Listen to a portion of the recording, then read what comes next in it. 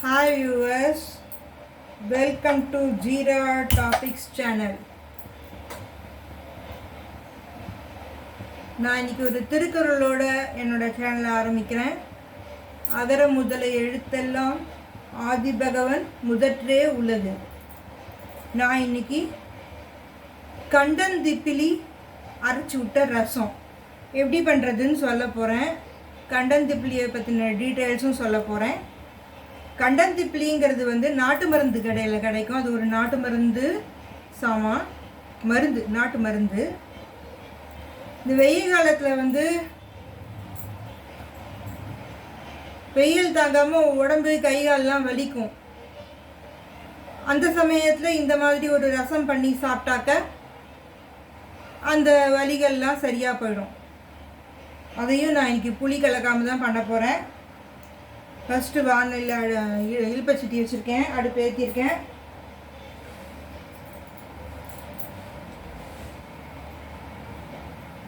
கண்டந்திப்பிலி பாருங்கோ, இப்படி குச்சி குச்சியாக இருக்கும். நாட்டு மருந்து கடையில் கேட்டால் தருவா. ஒரு 2 பேர், ஒரு 10 பேருக்கு ரசம் வைக்கிறதால இத்தினூண்டு போகிறோம். இவ்வளோ தான் வைக்கலாம், அவ்வளோதான். ஒரு சின்ன சிட்டிக்கை, நான் ஒரு சின்ன குச்சி எடுத்துருக்கேன் பாருங்க, ஒரு குச்சி அளவு. ஒரு நுனி கருவேப்பிலை குச்சி மாதிரி எடுத்துக்கலாம். அதனுடைய நுனி பகுதியை ஒரு சிட்டிக்கை பிச்சுட்டோன்னா எப்படி இருக்கும் அந்த அளவு போகிறோம். இந்த போடுறேன். வெறும் இல்பச்சட்டியில் வறுத்துக்கணும்.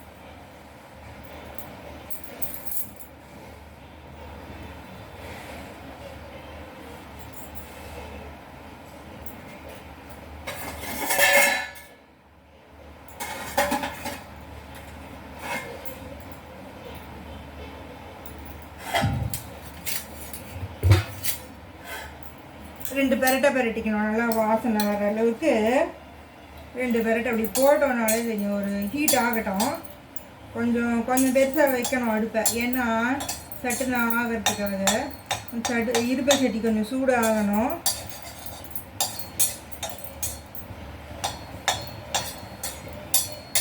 ஒரு சின்ன குச்சி மாதிரி தான் இருக்கும்.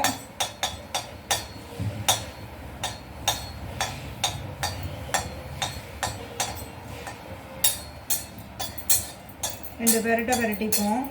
வெறும் வானலியில் தான் பெரட்டிக்கணும், அதுக்கு எண்ணெயெல்லாம் வேண்டாம். கண்டந்திப்பிலி இந்த வாசனை வந்துடுத்து பாருங்கோ. ரெண்டு பெரட்டல்லையே அவ்வளோதான் வாசனை. இதை பற்றியெல்லாம் காமிக்கிறேன். கண்டந்திப்பிலி இதுதான் நுனியில் வச்சுருக்கு பற்றியெல்லாம் எவ்வளோதான் போடலாம். ஒரு சின்ன துண்டு தான்.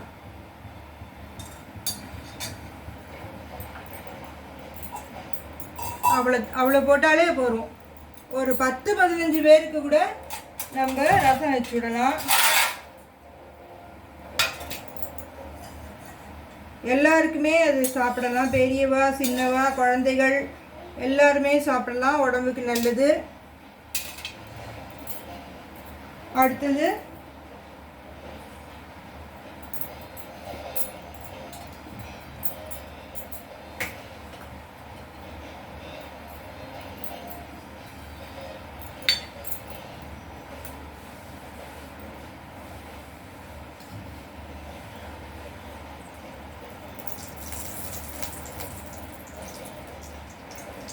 துளி எண்ணெய் விட்டுக்கிறேன்.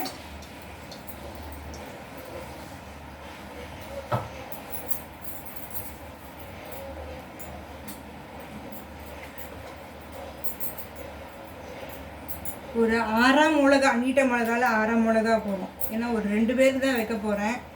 காரம் பார்த்து போட்டுக்கணும். அவாளுக்கு வேணுங்கிற அளவுக்கு நான் மிளகு போட போகிறோம்.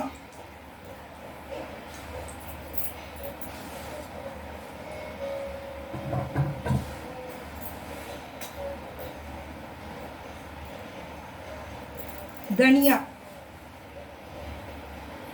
2 ஒரு 1/2 ஸ்பூன் பாருங்க. 1/2 ஸ்பூன் தனியா போடுறேன். அவ்வளோ போகிறோம். வாசனையாக தான் இருக்கும்.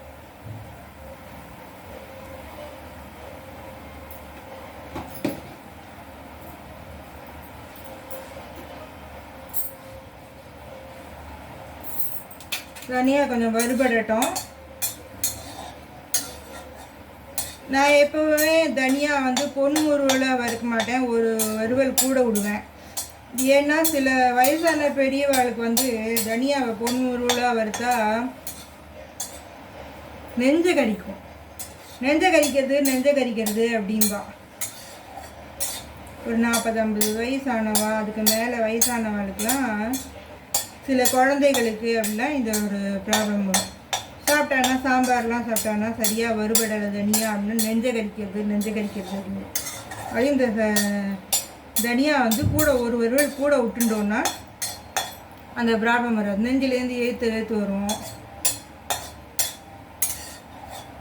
ஆனால் நான் ஒரு வறுவல் பொன் வறுவலுக்கு கொஞ்சம் கூட விட்டுப்பேன்.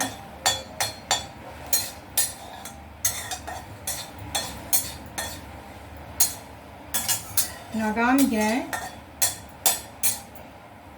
அடுப்பை கொஞ்சம் பெருசாக வச்சுக்கிறேன். சட்டுன்னு ஆகட்டும். ஒன்று வறுபடுற சாமான் கொஞ்சம் தனியாக வேகிறதுக்கு கொஞ்சம் அந்த கொத்தமல்லி வேகிறதுக்கு துளி நாழி ஆகும், வறுபடுறதுக்கு நாழி ஆகும்.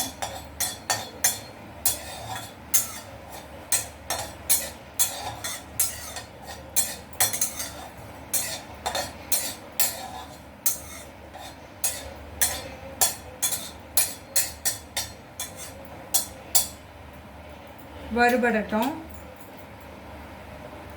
அதுக்குள்ளே இந்த கண்டந்திப்பிளியை பற்றி சொல்கிறேன். கண்டந்திப்பிளி ரசம் வச்சு சாப்பிட்டாக்க நம்ம வந்து அன்றைய தினத்தில் பழையது புளிச்ச சாமான், அதாவது புளிச்சு போன பழையது, புளிச்சு போன தயிர், மாமிசம், கருவாடு அதெல்லாம் சாப்பிடக்கூடாது. ஏன்னா ஹார்ட் அட்டாக் வந்துடும். கண்டந்திப்பிளி அப்படின்னு சொல்கிறா. அதனால் கண்டந்திப்பிளி ரசம் சாப்பிட்ற இதுவே ஒரு மருந்து சாமான், நாட்டு மருந்து சாமான். அதனால் இது சாப்பிட்ற அன்றைக்கி அதெல்லாம் தவிர்த்துடுங்கோ. பழையதெல்லாம் தவிர்த்துடுங்கோ. பழைய சாதம், பழைய தயிர், அன்றைக்கி உரகுத்துனா ஃப்ரெஷ்ஷான தயிர் இருக்கும் பற்றியில் அதை மோரை சிலுப்பி சாப்பிடுங்கோ. தயிராக சாப்பிடாதீங்கோ. மோர் கடைஞ்சி சாப்பிட்டேன்னாக்கா ஒன்றும் பண்ணாது. தாராளமாக சாப்பிடலாம், ஒரு ப்ராப்ளமும் வராது. அது ஏதாவது புளிச்ச தயிர், புளிச்ச பழைய சாதம், கருவாடு, மாமிசம் அதெல்லாம் கண்டந்திப்பிளி ரசத்துக்கு சாப்பிட்ற அன்றைக்கி சாப்பிடக்கூடாது. ஏன்னா இது ஒரு மருந்து சாமான், நாட்டு மருந்து கிடைக்கிறது. நாட்டு மருந்து கடையில் கேட்டால் ஒரு பேக்கெட் தருவா, குறைஞ்ச விலை தான். வாரத்தில் ஒரு மாதத்தில் ஒரு 15 நாளைக்கு ஒரு தடவை இதை செஞ்சு சாப்பிட்டாலே போதும். கை கால் வலி, உடம்பு வலி எதுவும் வராது. வேணுங்கிறவா ஒரு 10 நாளைக்கு ஒரு தடவை கூட நீங்கள் பண்ணி சாப்பிட்லாம். நீங்கள் ஃப்ரெஷ்ஷாக ஃபீல் பண்ணுவேன், எல்லாம் நல்லாயிருக்கும். அதனால் நீங்கள் பண்ணி சாப்பிட்டு பாருங்க. நான் அந்த செய்முறையே காமிக்கிறேன்.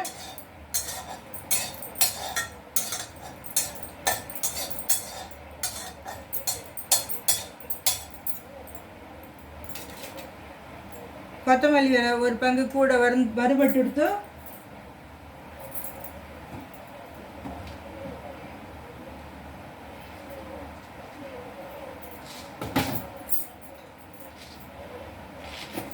நான் துளி கடலை பருப்பு போட்டுக்கிறேன்.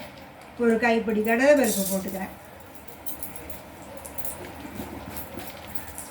தோரம் பருப்பு கட்டில் கரைச்சி விட போகிறேன். அதனால கொஞ்சம் ஒரு டேஸ்ட்டுக்கு கடலை பருப்பு அது சவக்கட்டும். வரமிளகா போட்டிருக்கேன்.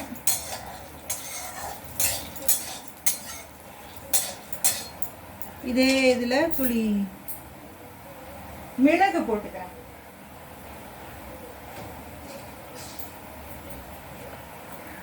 ஒரு 4 மிளகு இருந்தால் போதும். ஏன்னா 2 மிளகு, ஒரு அரை மிளகாய் போட்டிருக்கோம். ஒரு 4-5 மிளகு, அதுவே காரத்தை கொடுக்கும்.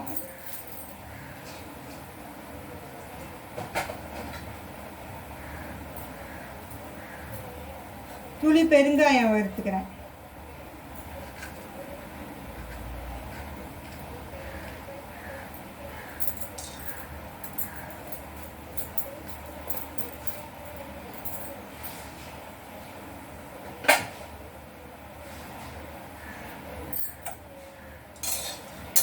எல்லாம் வறுபடட்டும்.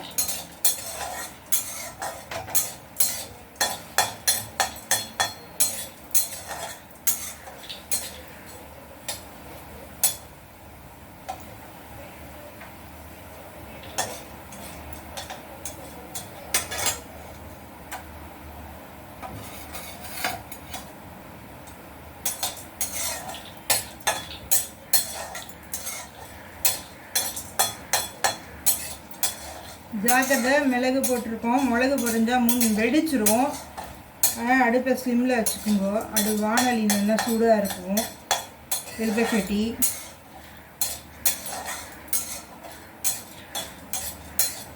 மிளகு பொரிஞ்சுட்டு தான் ஒரு வெடி வெடிக்கும்.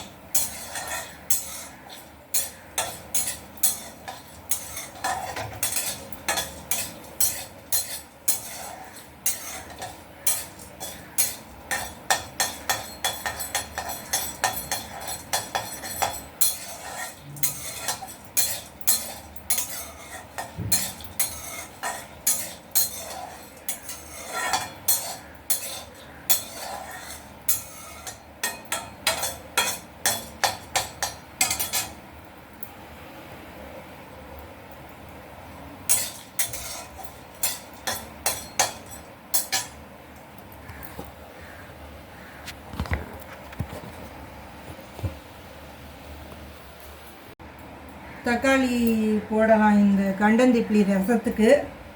நான் தக்காளி அரைச்சி இதில் இலுப்பைச்சட்டியில் ஊற்றிருக்கேன்.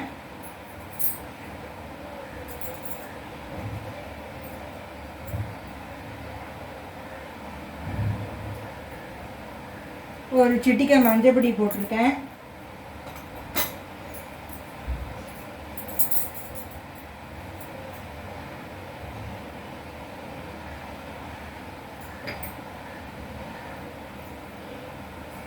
ஒரு 3/4 டீஸ்பூன் உப்பு. நான் கையளவு தான் வச்சு போடுவேன், அதே போதும். ஒரு 3/4 டீஸ்பூன் உப்பு போட்டுக்குங்க, சரியாக இருக்கும். ஒரு பெரிய தக்காளியாக ஒரு 2 தக்காளி அல்லது உங்கள் புளிப்புக்கு ஏற்ற மாதிரி. ஒரு ரசம் கொஞ்சம் துளி புளிப்பாக இருந்தால் தான் டேஸ்ட்டாக இருக்கும். நான் ஒரு 2 தக்காளி பெரிய தக்காளியாக அரைச்சி விட்ருக்கேன். நீங்கள் உங்கள் புளிப்பு டேஸ்ட்டுக்கு தகுந்த மாதிரி அரைச்சிட்டுக்குங்க. புளிக்கு பதிலாக தக்காளி, உப்பு. அடுப்பு சிம்மில் தான் இருக்குது. தக்காளி வாசனை போகிறது வரைக்கும் இந்த இது கொதிச்சு வரட்டும். ரசம் கொதிச்சு வரட்டும். இது சீக்கிரமாக பண்ணிடலாம். இந்த ரசம் நான் 2 பேருக்கு பண்ணி காமிக்கிறேன். அதுக்குள்ளே இந்த அரைச்சி வச்ச இந்த வறுத்து வச்ச இந்த கண்டந்திப்பிலி, கடலைப்பருப்பு, தனியா, மிளகு, இது ஜீரகம் தாளித்து கொட்டும்போது நம்ம அப்படியே தாளித்து கொட்டி போட்டுக்கலாம். இதை நான் அரைச்சி வந்துடுறேன். பெருங்காயம் அதையும் சேர்த்து அரைச்சி வந்துடுறேன்.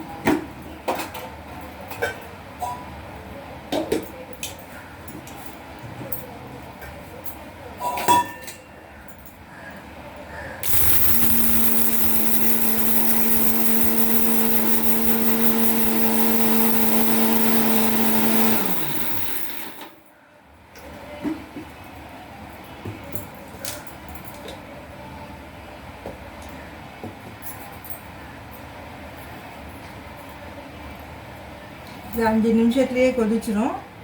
5 நிமிஷம் அது கொதிக்கட்டும், பார்க்கலாம். 5 நிமிஷம் ஆயிடுத்து. தக்காளியில் இருக்கிற அந்த பச்சை வாசனை போயிட்டு தக்காளி கொதிச்சுடுத்து.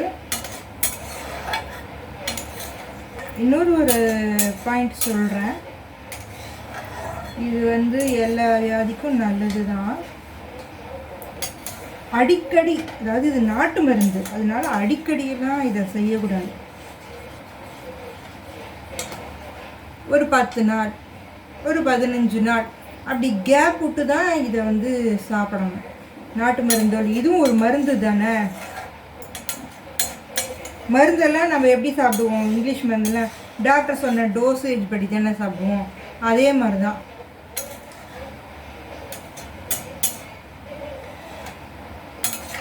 அடிக்கடி சாப்பிடக்கூடாது.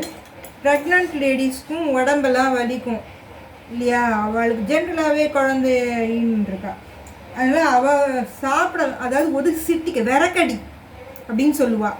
ஒரு அரை சிட்டிக்கை இதை உடைச்சாக்க கலக்கும்போது, இதை வறுத்து அரைச்சி கலக்கும்போது அவள் வந்து ஒரு அரை சிட்டிக்கை கலந்துக்குங்கோ, நிறைய கலந்துட்டுறாதீங்கோ.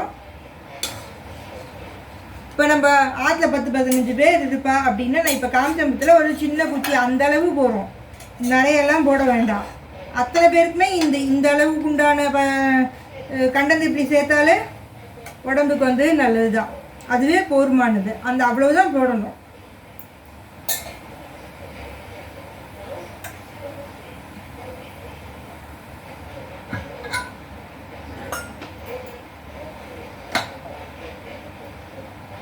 இப்போ இந்த கண்டந்திப்பிலி, கடலைப்பருப்பு, கொத்தமல்லி விரையெல்லாம் அரைச்சம்பத்தையில் காரத்துக்கு இதை போடுறேன்.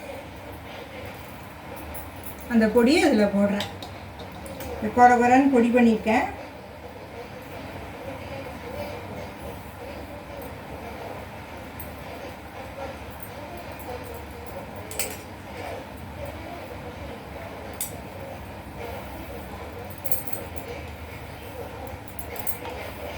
நல்லா வாசனையாக இருக்கும்.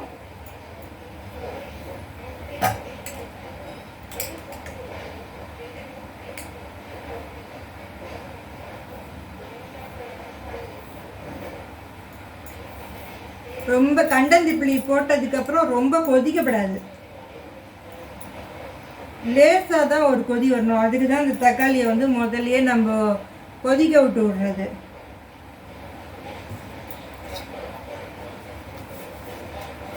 லேசாக ஒரு கொதி வந்து நுரைச்சி வரணும். அதுக்கு தான் இதெல்லாம் வறுத்து அரைச்சி போடுறேன். ஏன் நான் வறுத்து அரைச்சி போடுறேன்னு எனக்கு தெரிஞ்சுட்டுருப்பேன்.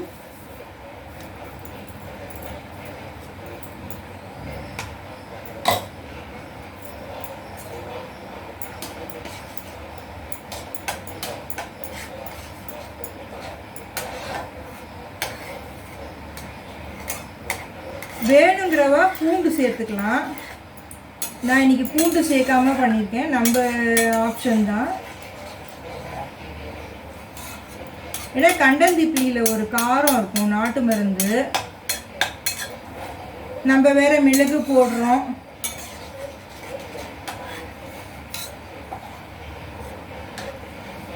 மிளகா வத்தல் ஒரு துளி போட்டிருக்கேன்.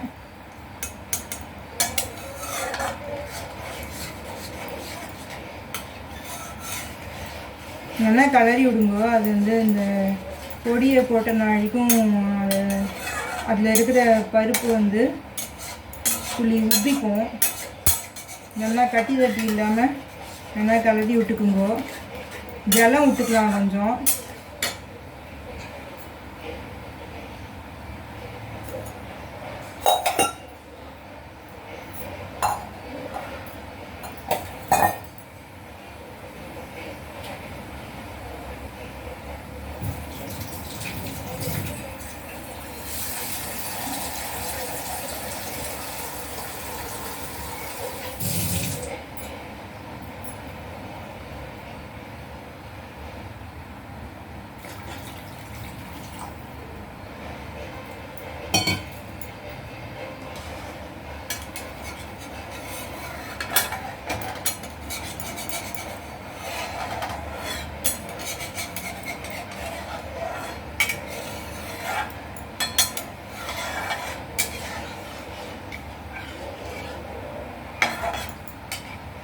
லேசாக கொதி வரட்டும்.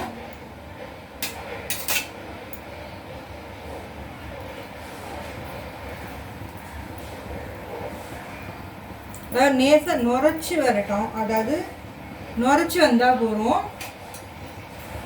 அந்த அளவுக்கு, ஏன்னா வறுத்து பொடி பண்ணி போட்டதுனால ஒரு நுரைச்சி வந்தால் போதும்.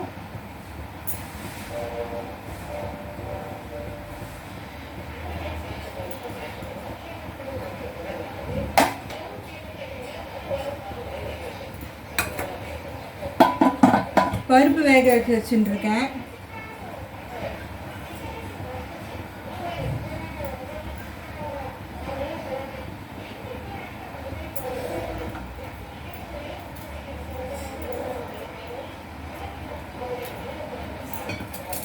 நம்ம துவரம்பருப்பு வறுத்து அரைச்சி விட்டும் பண்ணலாம். இப்படி துளி துவரம்பருப்பை வந்து இப்படி கரைச்சி விட்டும் பண்ணலாம்.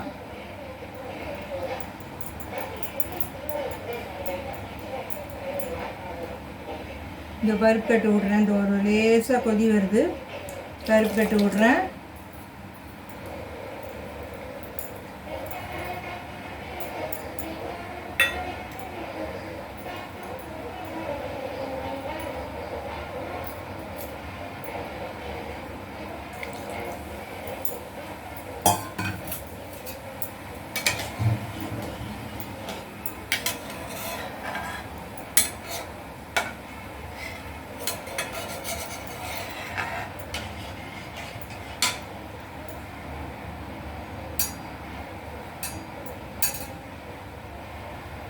ஜாஸ்தி ப்ரெக்னென்ட் லேடிஸ் மட்டும் ஜாஸ்தி வந்து அதிக அளவில் சேர்த்துன்றா. என்னடா நமக்கு சொன்னாலே நமக்கு உடம்பு வலிக்கிறது, இதை அதிகமாக சேர்த்துன்றலாமா அப்படிலாம் சேர்த்துக்கப்படாது. அளவோடு தான் சாப்பிடணும். 20 நாள் 30 நாள் அவள் மட்டும், ஒரு மாதத்துக்கு ஒரு தடவை அவள் வந்து இதை வச்சு சாப்பிடலாம். சாதாரணப்பட்டவாளுமே வந்து ஒரு மாதம் அல்லது 20 நாள் அப்படி சாப்பிட்டா கூட நல்ல பலன் இருக்கும். இது ஒரு நாட்டு மருந்து சாமான். தேவையான அளவு நம்ம வந்து ஜலம் ஊற்றுக்கலாம். நான் இன்னும் கொஞ்சம் விட்டுக்கிறேன், நல்லாயிருக்கும்.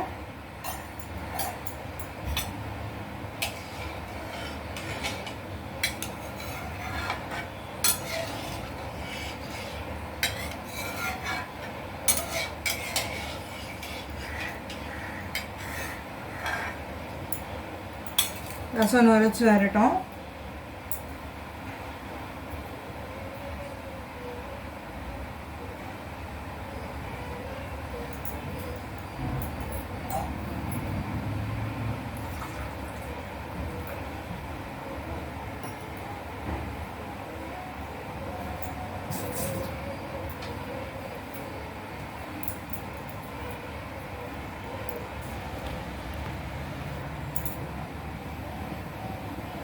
தாளிச்சு கொட்டுறதுல வந்து ஜீரகமும்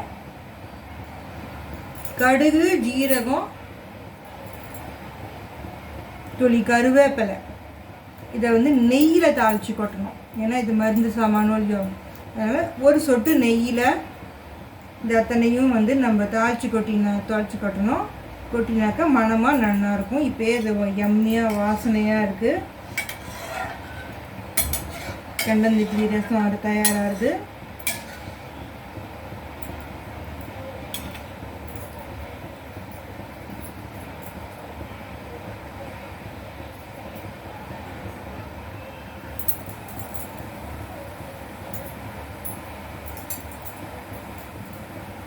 பருப்பு கட்டு விட்டது கொஞ்சம் ஜாக்கிரதையாக இருக்கணும்.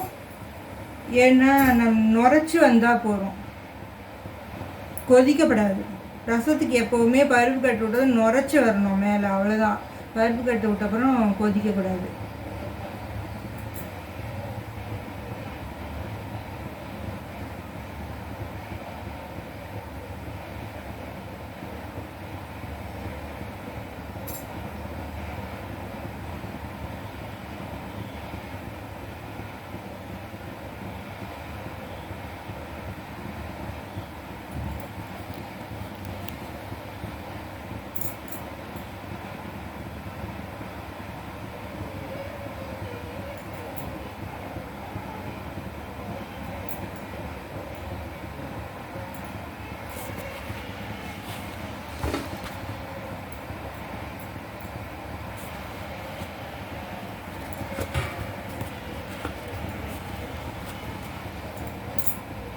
நுரைச்சி வந்துடுத்து. இதை எடுத்து நான் பாத்திரத்துக்கு மாற்றிக்கிறேன். தாளிச்சு கொட்டிடலாம்.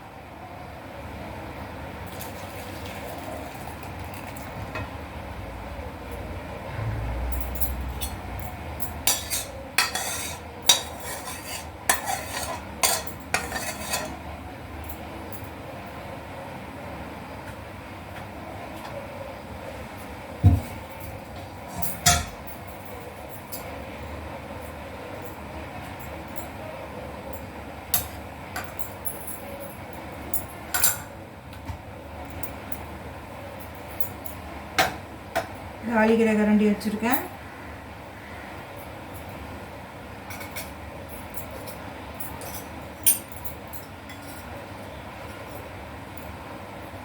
ஒரு சொட்டு நெய் விட்டுக்கிறேன், ஒரு சின்ன ஸ்பூனால்.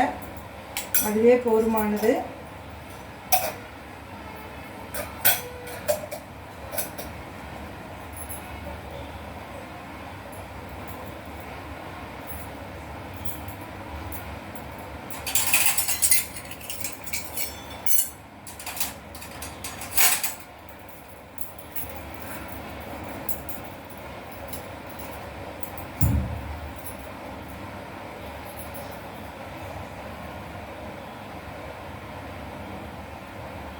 ரெண்டு கடுகு போட்டுக்கிறேன்.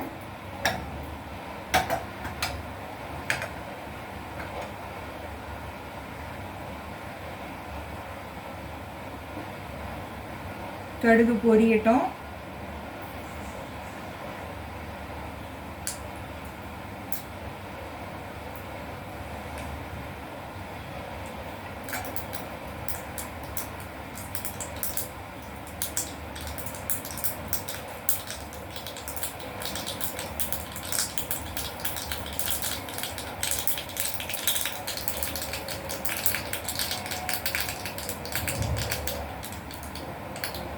துளி ஜீரகம் தாளித்து கொட்டுறேன், ஒரு அரை ஸ்பூன்.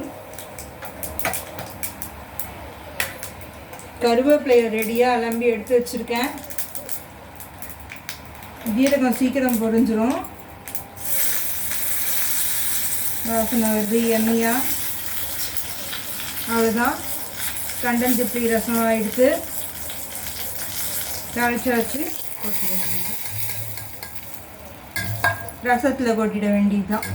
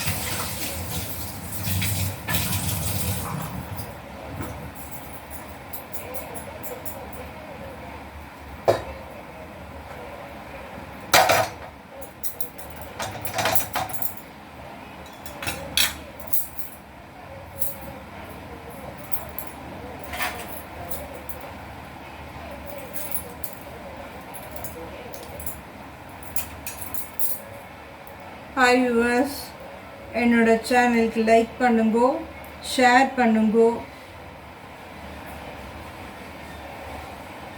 சப்ஸ்கிரைப் பண்ணுங்கோ. எல்லாரும் இந்த கண்டந்திப்பிளி ரசத்தை பண்ணி சாப்பிட்டு பார்த்துட்டு எப்படி இருக்குன்னு கமெண்ட் பண்ணுங்கோ.